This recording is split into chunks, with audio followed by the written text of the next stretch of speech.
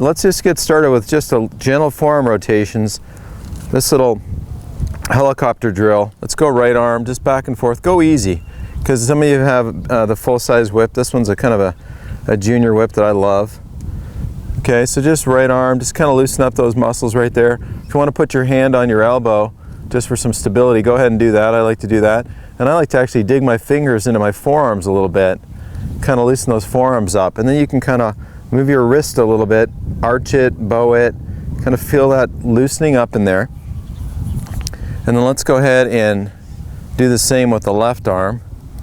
Let that rotate. Or just trade arms if you started with the left. Okay, so let's make sure when we start warming up, hitting some golf shots here in a few minutes, that our body's prepared to do that. Now I want you to take this, and when you meet Yogi Mark, he'll talk about this as well. Go ahead, and he calls this the martini glass. Okay, so arms up nice and tall, and let's just kind of side bend this a little bit. Hold that for a second. We'll use the word side bend a lot in the golf school. Go ahead and side bend the other way. Really feel the lengthening out of that stretched out side. Kind of go back. Awesome. If you want to make this a little bit more challenging, you can step one foot in front of the other. Okay, so you get into a little bit of a yoga stance here, and then add a bit of side bend. You'll feel some hamstring and some calf stretch when you do that as well, of the trail calf, which is nice. And you're just kind of waking up your proprioceptors, getting your balance organized, because golf's a big part of balance. Or balance is a big part of golf. Okay, so switch feet. So I can feel, amazingly how balance plays a role in just being able to side bend with your trail foot back there, kind of working on that calf flexibility. So if you can, depending on the length of your whip, go ahead and let the whip go back behind you. Stretch out those shoulders. And over and back again. Okay, and over. Really feel like, for me, I just worked out the other day, so the pecs are tight. So this feels great for me. Good. And then another one I like to do is just take the whip and kind of run it down the middle of your back like this.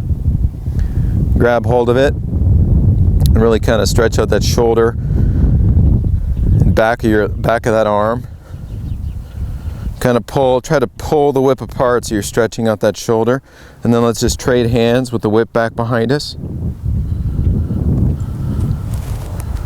And pull it apart. Try to pull the balls off of both ends of the whip. Stretch that shoulder out. Okay, and before we start swinging this, one more thing. We're going to take the whip and kind of crisscross our arms across our shoulders like this, you guys. Okay, and now from here, get in a golf posture, tip over. We'll use the expression heart down a lot in golf. And then from here, I want you to feel like you can let that, if you have the orange ball to your left and you're right-handed like I am, go ahead and let that orange ball point to the ground, and you can hear some distress in my voice as my diaphragm gets constricted a bit.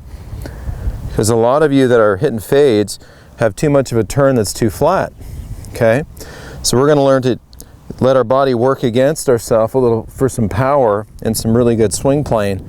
So I'm making a right-handed motion now into a backswing, and then go into a left-handed motion. Take the opposite side and turn that down.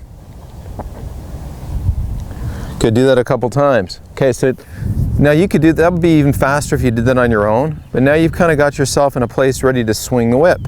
Because every golf swing, guys, it's a swing. Okay, we swing it back, we swing it through. We don't place it anywhere. We don't try to steer it. We don't try to control it. My mentor George Knudson used to always say, you have to give up control to gain control. And in golf, you want to have basic command over things so you can give up control and play free golf. Then what's neat about the whip is, now let's just start kind of making waist-high to waist-high swings. And just keep it going, don't stop. So my hands are just going a little bit past waist-high.